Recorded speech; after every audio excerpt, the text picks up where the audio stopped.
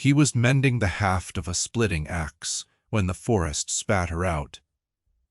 Kaelen's world was one of iron and fire, of the rhythmic clang of the hammer and the hiss of hot steel in the quenching bucket. It was a small world, bounded by the smoke-stained walls of his forge on one side, and the silent, imposing wall of the pine forest on the other. For 5 years this had been enough. The rhythm was a comfort, a penance, and a shield against a world that had found him wanting. The rain had been falling for 3 days, a miserable steel-gray sheet that turned the path to black sludge and filled the air with the smell of wet earth and cold stone. It was weather for staying inside, for feeding the forge fire, not for shaping metal, but for simple warmth, for listening to the endless drumming on the sod roof and feeling blessedly alone. He had heard the shouting earlier, faint and torn by the wind, but had dismissed it. Hunters, maybe, or bandits squabbling over some meager prize. It was not his concern. Nothing beyond the reach of his hammer was his concern anymore.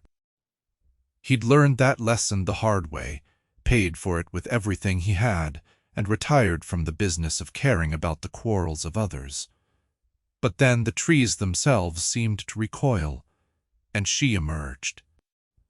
Not one of the half-breeds that sometimes traded at the border towns, but a true, gray-skinned daughter of the northern clans. She was immense, a creature of corded muscle and old scars, clad in battered steel plate and dark sodden furs. A wicked-looking axe, its blade chipped and stained, was held loosely in one hand. The other hand was clamped tight to her side, and a dark, viscous fluid that wasn't rain seeped between her fingers.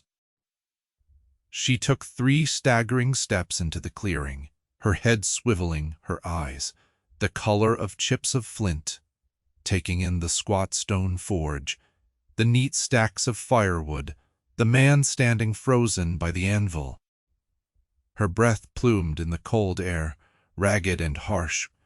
Behind her 2 more orcs followed, both female, both similarly wounded and exhausted. One leaned heavily on a spear, her leg dragging uselessly.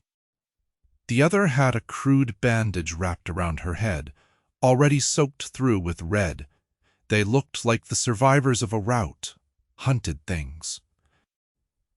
Kaelen's first instinct was to drop the axe haft and retreat into the forge, barring the heavy oak door behind him. Orcs were trouble. They were the embodiment of the world's violent quarrels, the very thing he had built this solitary life to escape. His hand tightened on the smooth, worn wood of the handle. He could feel the old fear, cold and familiar, coiling in his gut. The lead orc's eyes locked onto his. There was no plea in them, no appeal for mercy. There was only a defiant, exhausted challenge. "Here I am," the look said. "What will you do?" He saw the tremor in her arm, the way her knuckles were white where she pressed against her wound. She was bleeding out right there in his yard. Behind them, back in the gloom of the forest, he thought he saw the flicker of a torch. Just for a second, a trick of the rain-slicked leaves. It wasn't a trick. He let out a slow breath, the air tasting of wet pine and cold iron. He laid the axe haft carefully on the anvil, the motion deliberate, unthreatening. He wiped his hands on his leather apron, a useless gesture in the downpour. His small world was about to be broken. He could feel it the way a smith feels the flaw in a piece of steel before it shatters. He could let it break. He could retreat, bar the door, and listen to them die in the mud. In the morning he would drag the bodies into the woods for the wolves. His solitude would be preserved, stained but intact. He looked at her face again, at the lines of pain etched around her eyes, the stubborn set of her jaw. It was the face of a cornered wolf, more dangerous in its desperation than a charging bear.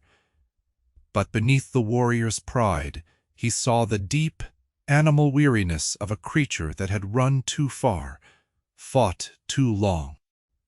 And a forced throat. He gave a short, sharp nod toward the open door of the forge. "In," he said. His voice was rough from disuse, swallowed by the rain. She didn't move. Her gaze narrowed, filled with a profound and ancient suspicion. He saw her glance at her companions, a silent question passing between them. The one with the spear just shook her head, a barely perceptible motion of despair. Kaelen didn't repeat himself. He just stood there, the rain plastering his thin shirt to his skin, and waited. The choice was hers. He had made his. As uncharacteristic and foolish as it was, he was offering a moment's peace, a dry place to die, if nothing else. He wouldn't force it on them. The lead orc took another shaky step. Then another. She moved past him, so close he could smell the blood and the sweat and the cold mountain air clinging to her furs. He did not look at him as she passed, her eyes fixed on the glowing heart of the forge. Within her retainers followed, one stumbling, caught and supported by the other. He watched them go inside, 3 enormous wounded animals seeking shelter in his den. Then he turned his back on them and looked out at the forest, at the place where the torch had flickered. He listened, but there was only the sound of the rain. For now he picked up a heavy bar of iron he used to block the door and followed them into the warmth. The forge was a single large room, dominated by the great stone hearth and the anvil that was the center of his life. Tools hung in neat, orderly rows on the walls. Half-finished projects. Plowshares, hinges, a simple short sword for a town guard lay on benches. It was a place of work, not comfort. To them it must have felt like a cave of impossible warmth and safety. The leader had slumped onto a crate near the fire, her breathing a harsh rasp. Her followers stood protectively over her, their weapons held at a low ready, their eyes tracking his every move. Suspicion radiated from them like heat from the coals. Kaelen ignored them. He went to a small chest in the corner and pulled out a roll of clean linen, a jar of foul-smelling salve, and a skin of raw grain alcohol. He set them on a stool. "The wound," he said, nodding toward her side. She looked from the supplies to his face. Her lips peeled back from her tusks in something that wasn't a smile. "What is your price, human?" Her voice was a low growl like stones grinding together, a bitter, rusty sound. "Lady, if I had tricks, I wouldn't live like this." He gestured around the Spartan forge. "There is no price. You're bleeding on my floor." It was a grim, practical truth that she seemed to understand. After a long moment, she gave a curt nod. One of her retainers, the one with the head wound, stepped forward. She took the supplies from him, her movements stiff but practiced. She never turned her back on him. He went to the fire, added more wood, and worked the bellows until the flames roared, chasing the damp chill from the room. He could hear them behind him, the soft tearing of cloth, a sharp intake of breath as the alcohol was applied. low murmurs in a guttural tongue he didn't understand. He kept his focus on the fire. He was a smith. This was his domain. He would tend his fire and let them tend their wounds. He found a pot and filled it with water from the rain barrel just outside the door. He hung it over the fire and added a handful of dried herbs and salted meat from his meager stores. A thin stew. It wasn't much, but it was hot. When he turned back, they were done. The leader's side was tightly bound with clean linen. The other two had seen to their own injuries as best they could. They were watching him again, their exhaustion warring with their ingrained watchfulness. The leader, Graka he would later learn her name was, met his gaze. The challenge was gone, replaced by a guarded curiosity. He ladled the stew into 3 wooden bowls he used for everything and set them on the floor, a safe distance away. "Eat," he said. They hesitated, sniffing the steam suspiciously. He picked up his own bowl, sat on his stool by the anvil, and began to eat. He didn't watch them. He gave them the courtesy of his inattention, letting them feel unobserved. He heard the soft scrape of wood as they finally picked up the bowls. The only sounds for a long time were the crackle of the fire, the drumming of the rain, and the quiet, desperate sounds of eating. For the first time in 5 years, Kaelen was not alone. The silence of his forge had been broken, and he knew with a certainty that settled in his bones like a deep chill that it would never be the same. The next few days passed in a haze of unspoken tension. The storm broke, but the orcs remained. They were healing, slowly. The deep gash in Graka's side was knitting itself together with the stubborn vitality of her race. Her 2 followers, he learned, were called Zira and Ulka. Were much the same. Zira's leg was still weak, but she could walk without the spear. Ulka's head wound left her dizzy at times, but her eyes were clear. They did not speak much. Words seemed to be a currency they spent sparingly. Instead, they communicated through action. On the 2nd day, Kaelen woke to find his woodpile, which had been dwindling, was now stacked high with freshly split logs. Graka sat near it, his heavy splitting axe resting on the ground beside her. The haft he had been mending was now fitted, the head seated perfectly, the balance true. She had finished his work. She gave him a single assessing nod as he approached, then went back to sharpening her own immense axe with a whetstone she produced from her pack. It was a statement. "We are not beggars. We pay our way." He accepted it in the spirit it was offered, with a nod of his own. He went into the forge and started his day. The rhythm of his life shifted. It was no longer a solo performance.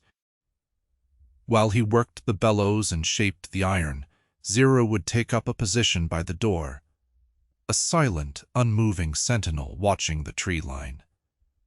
Ulka, it turned out, had a knack for mending leather. She took his worn apron, his boots, the straps on his bellows, and with a small kit of awls and gut thread, she made them whole again, her stitching rough.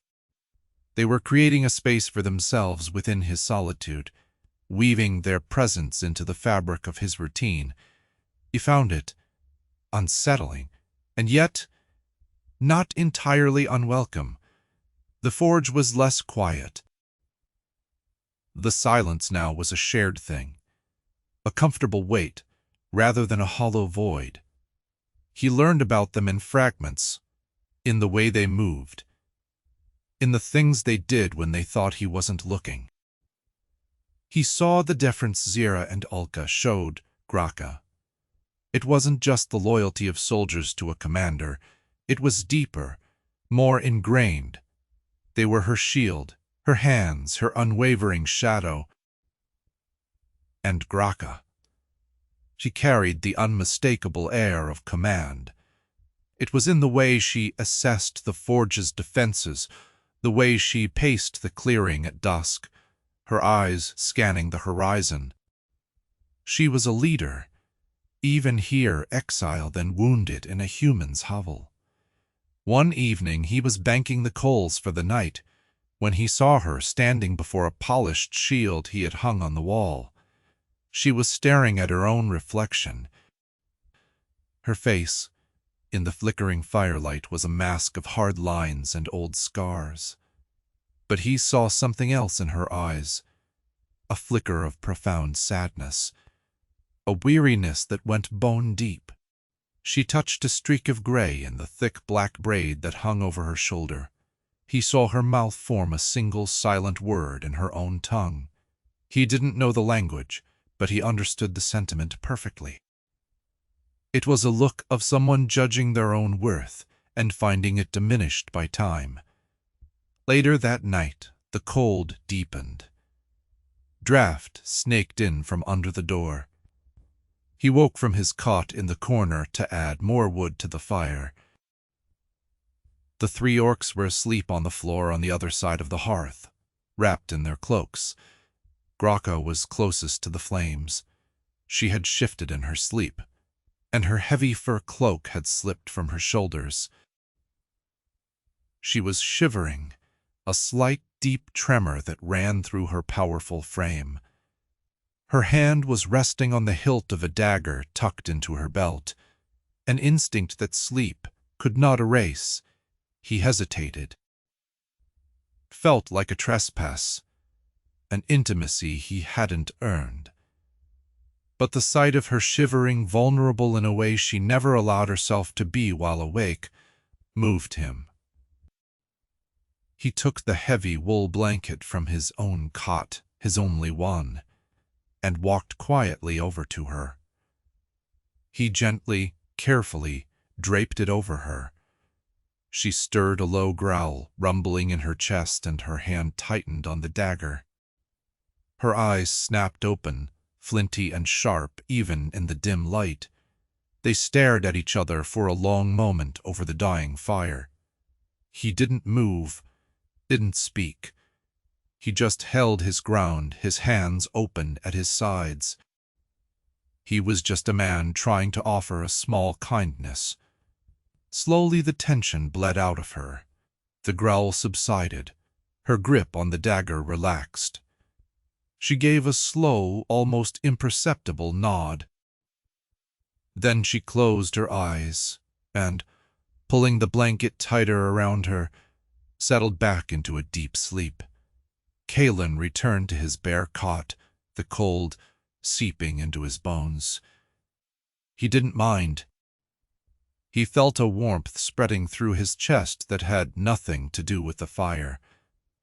It was the first crack in the wall he had built around himself, a fragile thaw in a long, frozen winter. He was cleaning his tools, wiping away the day's soot and grime with an oily rag. The orcs were eating another of his simple stews. The quiet was comfortable now, familiar. "You are a skilled smith," Graka said, her voice startlingly loud in the stillness. He looked up, surprised. She had initiated a conversation. "I manage." "You do more than manage," she corrected, her tone flat, factual. "The balance on that axe was perfect. Your welds are clean." "This is not the work of a village dabbler." She paused, her eyes searching his face. "Why are you here? A man with your skill could have a forge in any capital city. You could grow rich shoeing lords' horses and making fancy swords." The question hung in the air, heavy as his hammer. It was a question he hadn't let himself ask for years. He looked at his hands, calloused and stained, the hands that had once been destined for more. "I had a forge in a city once," he said, his voice quiet. "I had a wife, a daughter. He didn't look at her. He looked at the anvil, his oldest and most loyal companion. There was a fire, not an accident, guild politics. A rival wanted my contracts. He stopped, the words catching in his throat like rust. I was a good smith, but not a good fighter, not a good politician. I was not enough. He didn't say more. He didn't need to. The empty space left by his words told the rest of the story.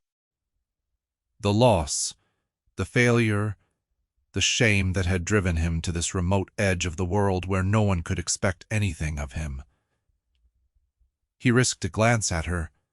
She was not looking at him with pity. Her expression was one of grim understanding. You chose exile, she stated. I chose peace. He countered softly. There is no peace, she rumbled, her voice like a distant storm. Only lulls between fights. She looked into the fire, her own history flickering in her eyes. My clan was strong. We held the Frostfang Pass for generations. My mate was slain in the last border war. Our line was weakened. Gorak, my second, saw his chance. She didn't need to explain the politics. Betrayal was a universal language. He promised the clan a new future. She continued, her voice laced with a bitterness that was as sharp as a shard of broken steel. A younger chieftainess, strong sons' alliances, I had become a relic. A monument to a past they were eager to forget. He saw it then, the connection between her past and the sad, fleeting expression he'd seen on her face in the shield's reflection. She was a leader betrayed not just by a rival's ambition, but by her own people's fear of the future, their willingness to discard the past. So you ran, he said, echoing her own words back to her. I fought, she corrected, a dangerous glint in her eyes. Zira and Olka are all that remain of my honor guard. We did not run. We retreated, to fight again. The conviction in her voice was absolute, but Kaelen heard the weariness beneath it.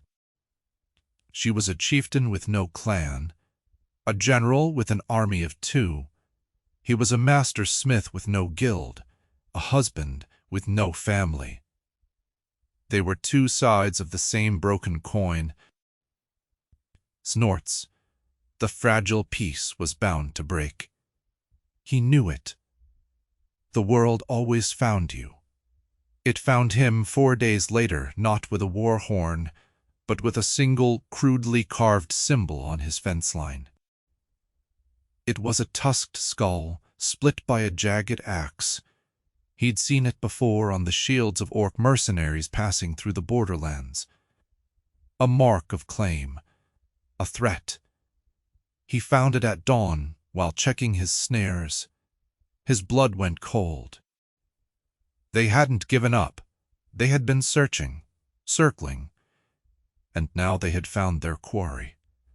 He stared at the carving for a long time, the raw wood pale against the weathered gray of the fence post.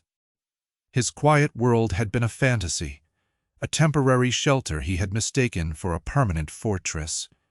He didn't run back to the forge. He walked, his steps measured, his mind racing. The quiet mornings, the honest sweat, the simple satisfaction of a job well done. It was a small life, a coward's life perhaps, but it was his, and it was about to be burned to the ground. When he entered the forge, Graka was already awake. She looked at his face and knew immediately. They are here, she said. It was not a question, a mark. On the south fence, he confirmed, his voice flat. A skull. Zira and Ulka were instantly on their feet, their hands going to their weapons. The quiet domesticity of the past week vanished in an instant, replaced by the sharp, metallic tension of imminent violence. "Scouts," Graka said, her eyes distant, calculating. "Gorak is cautious. He will send a Talon to test our strength before committing his main force." "A Talon?" Kaelen asked. 5 warriors, Olka supplied, her voice a low rasp. "His best. 5 orc warriors against 2 wounded ones and a blacksmith." The odds were not good. Kaelen looked around his forge, at the tools of his trade, hammers, tongs, cleavers. Not weapons of war, but heavy, brutal lengths of iron. "Your home is well sighted," Graka observed, her gaze sweeping the clearing through the open door. "A single approach from the south. The woods are thick on the other sides. The forge itself is stone, defensible." She was thinking like a commander. He was thinking like a man about to lose everything for a second time. "They'll come at dusk," she said. "They prefer the failing light." He nodded, his throat tight. "The ground in front of the door. It gets soft in the rain. There's a pile of scrap metal by the fence. Old plowshares. Rusted bits. It's unstable." He was speaking automatically, his practical knowledge of his own land coming to the fore. Graka's eyes glinted with something that looked like respect. "Good. We will use it." The day was spent in tense preparation. They barred the back window with iron rods. Kaelen heated and hammered into place. They sharpened every blade they had on his grinding wheel, the shriek of steel on stone setting his teeth on edge. He found himself working alongside them, his fear a cold knot in his stomach, but his hands steady. He was reinforcing his door, sharpening a wood axe, preparing for a battle he never wanted. He was no warrior, but this was his home. He would not abandon it without a fight. As the sun began to dip below the trees, painting the sky in shades of blood and rust, they came. 5 of them, just as Graka had predicted. They moved out of the woods like gray ghosts, spreading out to form a loose crescent facing the forge. They were huge, larger than Graka, clad in black iron and bristling with weapons. The one in the center, clearly the leader, carried a massive, 2-handed sword. He swaggered forward, stopping just at the edge of the muddy patch Kaelen had mentioned. "Graka!" he bellowed, his voice echoing in the unnaturally still air. "Gorak sends his regards. He offers you a clean death if you come out now. The human can live. We have no quarrel with the blacksmith's pet." Inside the forge, Kaelen felt a surge of cold fury. Pet. The word was a deliberate insult, meant to demean both him and her. Graka stood just inside the doorway, shielded by the thick oak. "Tell Gorak he can deliver his regards himself, if his spine is strong enough to carry him here," she roared back. The scout leader sneered. "Have it your way, old wolf." He raised his sword. "Kill them! Burn the shack!" they charged. It was a storm of brutal, chaotic violence. The first 2 orcs hit the muddy ground and their footing slipped, just as Kaelen had known it would. It gave Zira and Olka, flanking the doorway, the barest fraction of a second they needed. Olka's spear drove deep into the throat of one. Zira's axe bit into the shoulder of the other, who roared in pain and fury. The leader and the other 2 were more cautious. Skirting the mud, they crashed against the doorframe. Kaelen was there. He wasn't a swordsman, but he knew how to swing a hammer. He brought his heaviest forging hammer, a two-handed beast of steel and hickory, down in a desperate, powerful arc. It met the shield of one of the warriors with a deafening clang that vibrated up his entire body. The shield splintered, the orc's arm breaking with a sickening crunch. The battle was a blur. The forge was filled with the sounds of shouting, the clash of steel, the wet, ugly sound of blades hitting flesh. Kaelen fought with the desperate strength of a man defending his last refuge. He used the forge itself as a weapon. He threw a bucket of quenching water, hot and full of black scale, into the face of one attacker, who screamed and staggered back, blinded. He used a long pair of tongs to parry a clumsy sword thrust. Graka was a whirlwind of destruction. Even wounded, she was faster and stronger than any of them. Her axe rose and fell, each blow precise and devastating.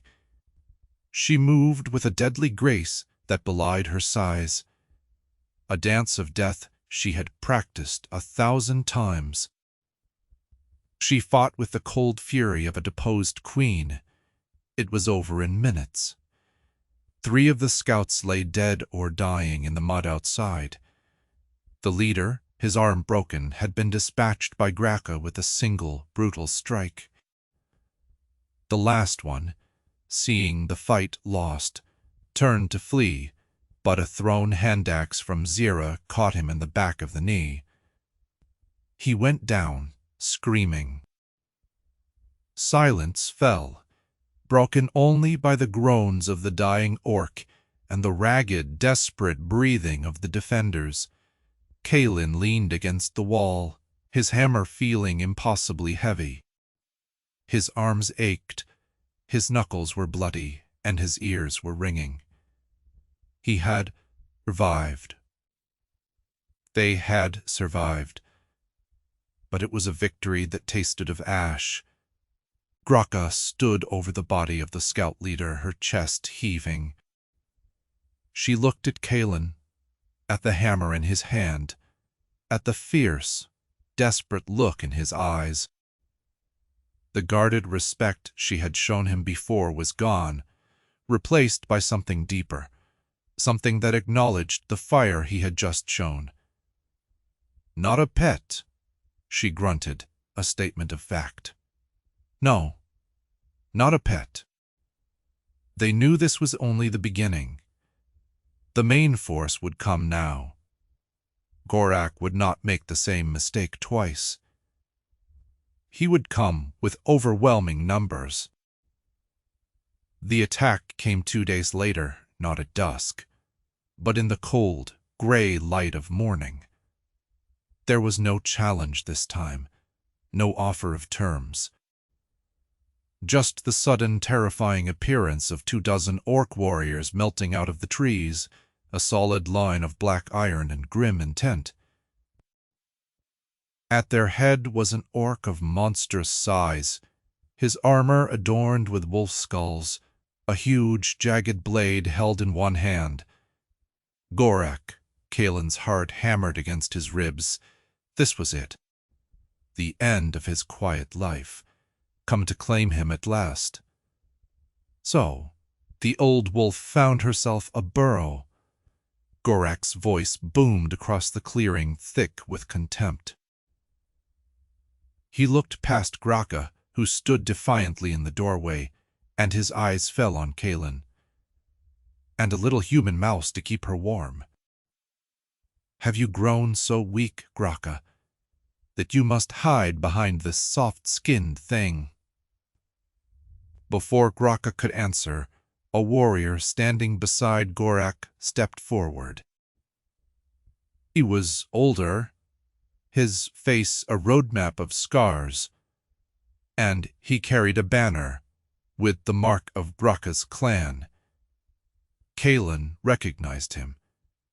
He was the messenger from the clan, the one who had brought news of Graka's survival. He had arrived the previous night, slipping through the woods like a shadow. "Chieftainess," the warrior said, his voice carrying clearly. Though he addressed Graka, his words were for all to hear. "The elders have convened. They have accepted Gorak's claim. He has pledged to unite with Clan Skull-Taker by mating with their chieftain's daughter, a strong alliance, a future for the clan." The words struck Kaelen like a physical blow. Chieftainess. He had known she was a leader, but the full weight of her status and her loss crashed down on him.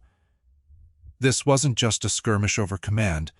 This was a formal political usurpation. She was a queen who had been, legally, by the harsh laws of her people, cast aside. He looked at her, and for the first time he felt a sting of betrayal. She had never told him. She had let him believe she was just a refugee, a simple warrior. He had offered his home, his safety, his life, for a woman who was a stranger, a noble from a world of politics and power he couldn't possibly understand. Insignificant, a tool she had used for shelter. Gorak laughed, a cruel, grating sound. "You hear that, Graka? Your time is over. The clan has moved on. You are nothing now, a barren, aging she-wolf with no pack, too old to lead. Too old to be chosen." The words were a deliberate cruelty, each one a poisoned dart aimed at her pride. Kaelen saw her flinch, a barely perceptible tightening of her shoulders. He saw the flicker of that same profound sadness he had seen in the shield's reflection, now laid bare for her enemies to see. The insult wasn't just that she was replaced. But why? Because she was old. Because she could no longer provide the sons her clan demanded. And in that moment Kaelen's feeling of betrayal evaporated, burned away by a sudden, white-hot rage. It wasn't about her being a chieftainess. It was about Gorak's casual, brutal dismissal of her worth. He saw her not as the warrior who had held Frostfang Pass, not as the leader who had earned the undying loyalty of soldiers like Zira and Olka, but as a vessel, a broodmare, who was past her prime. They were destroying his home, his life, all for this ugly, brutish pride. "I am still a daughter of the first axe," Graka's voice cut across the clearing like iron breaking. "And I do not bow to usurpers and oath-breakers." "Then you will die here," Korak snarled. "In this pathetic little mudhole." He raised his sword. "Attack!" The battle was not a skirmish. It was a siege. Arrows thudded into the wooden door and stone walls of the forge. Warriors crashed against their makeshift barricades. It was a desperate, hopeless fight. Zira went down, a spear in her thigh, roaring in fury as she tried to fight from the ground. Olka stood over her, a shield in one hand, her axe in the other, a bulwark against the tide. Kaelen fought like a cornered animal. He used his knowledge of the forge, his tools, his sheer desperation. He toppled a heavy rack of iron bars onto a group of attackers, crushing one and scattering the others. He swung a length of red-hot chain, its touch searing and terrifying, but there were too many. They were breaking through. The roof of the forge caught fire, an arrow with a pitch-soaked rag finding purchase in the dry thatch. Smoke filled the room, the heat was becoming unbearable. They were being forced out into the open, where Gorak and his elites waited. In a brief, desperate lull as the attackers regrouped, Graka leaned against the anvil, her breath coming in ragged gasps. She was bleeding from a dozen small cuts. She looked at the flames eating her shelter, at her last 2 loyal followers, one grievously wounded. She looked at the human who had, for some insane reason, stood with her. Despair was etched on her face. "It is over," she whispered. The words meant only for him. "My line ends here, in fire and mud." She let out a hollow, bitter laugh. Gorak was right. I am too old to be chosen for a new beginning. Kaelen looked at her. This magnificent, defeated queen. He saw the years of battle in her eyes, the weight of her lost people, the deep, aching wound of being discarded. He saw his own reflection in her despair. The man who had been deemed not enough. The world had judged them both and found them wanting. The world could go to hell. He stepped past her, out into the doorway into the full view of Gorak and his warriors. He was covered in soot, blood, and sweat. He held his heavy forging hammer in his hands. He planted his feet. "Then I'll be the first to choose you," he said. His voice wasn't loud, but it cut through the crackle of the flames and the jeers of the orcs. It was a simple statement. Silence fell over the clearing. Every eye, orc, human, friend, foe, was on him. Gorak stared, his mouth agape in disbelief. This was not in his calculations. The human was supposed to cower, to beg, to be an object of scorn. He was not supposed to have a voice. Graka stood behind him, frozen. He could feel her shock, her utter astonishment. Kaelen turned his head slightly to look at her. "I choose you, Graka of Frostfang Pass, your strength, your honor, your fight. I choose it. I choose to stand with it." He then turned his gaze back to Gorak, his eyes burning with a cold fire the orc had never seen in a human before. "And I will smith the iron for your graves." It was the most reckless, suicidal, and honest thing he had ever done. Gorak's disbelief curdled into pure rage. To be defied by Graka was expected. To be defied by this thing, was an intolerable insult. "Kill him!" he screamed, his voice cracking with fury. "Kill the mouthy little man!" But something had shifted. Kaelen's words, his impossible defiance, had changed the air. It was not a warrior's challenge, but it was something else, something potent. It was a choice made freely, a declaration of worth, that flew in the face of clan law, politics, and brutal pragmatism. The few warriors who had been loyal to Graka in their hearts, who had followed Gorak out of fear or resignation, hesitated. They saw their former chieftainess not as a relic, but as someone who could still inspire this insane, suicidal loyalty. Graka stared at Kaelen's back. At this man who owned nothing, who had nothing to offer but a hammer, and his own stubborn integrity. He had seen her at her lowest, her most broken, and he had not seen a relic. A warmth spread through her chest, chasing away the cold despair. It was the warmth of the forge, the warmth of the blanket he had given her, the warmth of being truly seen. Her spine straightened. The despair fell away from her like a shed cloak, replaced by the cold, hard certainty of a queen reclaiming her throne. She stepped up beside him, her axe held at the ready. She put her hand on his shoulder, a gesture of alliance, of acceptance, for all to see. "I accept your choice, Kaelen, smith of this forge," she declared, her voice ringing with renewed power. "You will be my shield brother, my forge warden.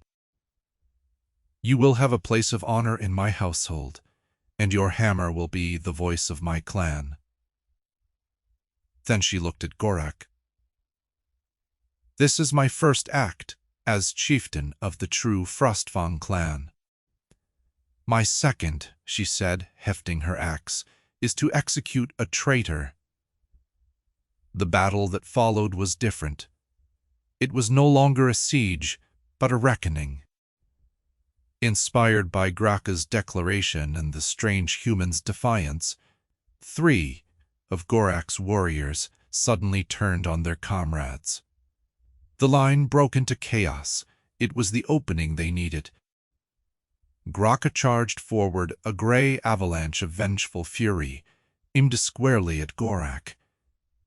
Kaelen stayed by the door, protecting their flank, his hammer a brutal cudgel against those who tried to get past.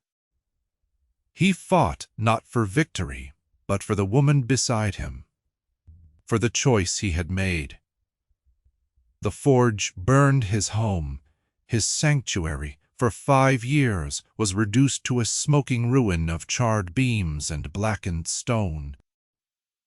Everything he owned was turning to ash, and he found to his own astonishment that he did not care. He watched as Graka and Gorak finally met in a cataclysmic duel in the center of the clearing. It was a battle of titans, axe against greatsword, old pride against new ambition. In the end, it was Graka's experience, her cold, precise economy of motion, that won. Gorak, for all his strength, was reckless. He overextended, and Graka's axe hooked his leg, shattering the bone.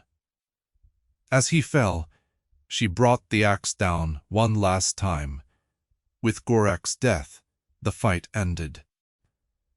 The remaining warriors threw down their weapons, some in fear, others in a renewed, grudging respect for the chieftainess they had abandoned.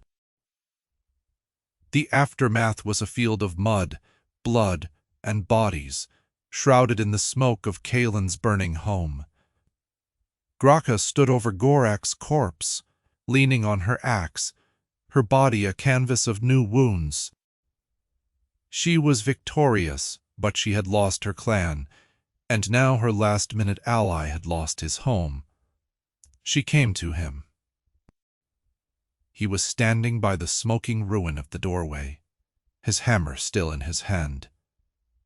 "You have a place with me," she said, her voice softer now, heavy with exhaustion. "What I promised I will give: protection, honor, a home." Kaelen looked at the ashes of his forge, the only home he had known for so long. He had nothing left here, no reason to stay. But he would not trade one form of isolation for another. "I accept," he said. "On one condition." She raised an eyebrow. "You are in a poor position to make demands, Smith." "Nevertheless," he said, meeting her gaze without flinching, "I will not be your dependent. I will not be a human pet you keep in your tent. I stand beside you as your smith, as your ally, as Kaelen. Not as a lesser to be hidden or protected, but as an equal who chose you." She studied him for a long time, her flinty eyes seeing the unbending iron in his soul. He had no status, no wealth, no warrior skill. But he had a core of integrity that would not be broken. He was choosing his own terms just as he had chosen her. A slow smile spread across her face, the first genuine smile he had ever seen from her. It transformed her harsh features, making her look almost beautiful. "Then stand beside me, Kaelen the Smith," she said, "and we will forge a new clan from the ashes of the old." They left that day. Graka, Kaelen, a wounded Zira, Ulka, and the half-dozen warriors who had returned to her banner. They left the smoking ruin of the forge behind and turned north toward the mountains, toward an uncertain future. The first year was hard. They were a clan of ghosts, a handful of exiles clinging to a name. They found a new home in a secluded mountain valley, a place of stone and wind that could be defended. He faced suspicion and prejudice. The orcs, even those loyal to Graka, saw him as an oddity, a weakling, the chieftainess's strange human prize. They tested him subtly, and not so subtly. They brought him their shattered weapons and broken armor, tasks they thought impossible, and watched him with critical eyes. Kaelen did not try to win them over with words or bravado. He spoke with his hammer. He took their crude, brittle axes and reforged them, using techniques they had never seen, folding the steel, giving them an edge that could split a hair and a core that would not shatter. He took their battered plate, and with patient, relentless work, he made it stronger, lighter, fitting it to their bodies like a second skin. He worked from dawn until dusk, the rhythmic song of his hammer echoing through the valley. He did not ask for thanks or praise. He simply did the work. His quiet diligence, his unshakable competence, began to earn a different kind of respect. They stopped seeing him as a human. Graka never treated him as anything less than her equal. He was her advisor, her confidant. In the evenings they would sit by the fire of his new forge, and she would speak of clan politics, of strategy. He would listen, and sometimes he would offer a simple, practical piece of wisdom that would cut through the complexities of her problems. He saw the world from a different angle, and she came to value that.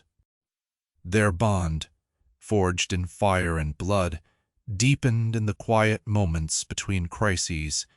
It was not a fiery passion, but something slower, stronger, like the cooling of a well-made blade. It was a partnership built on mutual respect and a shared understanding of what it meant to be broken and remade. 2 years after the burning of his old forge, Graka stood before the assembled clan. She had rebuilt them from a dozen refugees into a force of 100 strong warriors. She wore a magnificent suit of black steel plate, each piece a masterpiece of Kaelen's craft. It was simple, unadorned, but it fit her perfectly, a symbol of functional strength and resilience. He stood beside her, not as a guard, but as her chosen partner. He was fastening the final buckle on her vambrace, his calloused fingers moving with practiced ease. The scene was an echo of so many they had shared, but the context was entirely new. This was not a desperate preparation for a fight for survival, but a formal affirmation of their power. The tension of their first encounters was a distant memory, replaced by a quiet, comfortable intimacy. Her hand rested briefly on his, a silent acknowledgement that passed between them. She turned to her people. "Today we are the Frostfang clan reborn," she declared, her voice ringing off the stone walls of the valley. "Our strength is not just in our axes, but in our forge. Not just in our blood, but in our bonds." Her eyes found Kaelen's. "I was told I was too old, that my time was past. But our smith saw the strength that remained. He chose to stand with me, and in his choice we found our future." She raised her axe, its edge gleaming with a light Kaelen himself had hammered into it. "We are a clan of iron forged in fire. We will not break." A roar of approval went up from the assembled orcs. They raised their weapons not just to their chieftainess, but to the quiet human who stood beside her. He was the forge warden. He was theirs. Later that night, the celebration quieted. Kaelen was at his anvil, running a hand over its smooth, worn face. He had been a man hiding from the world, and now he was helping to build a new one. Graka entered the forge, the firelight glinting off her new armor. She came and stood beside him, the silence between them as comfortable as a well-worn tool. "My old life is ash," he said quietly, not looking at her. "As is mine," she replied. "From ash, new things can be forged." She reached out and took his hand, her large, scarred fingers engulfing his. "You chose me, Kaelen, when my own people would not." "I saw good steel being thrown on the scrap heap," he said, a rare flash of his craftsman's philosophy surfacing. "It's a waste." She squeezed his hand. "Then help me build something that will last." He looked at her then, at the powerful chieftainess, the warrior, the woman who had been discarded. He saw the strength, the honor, the fight he had chosen to stand with, and he saw a future he had never dared to imagine. He nodded. "Let's get to work."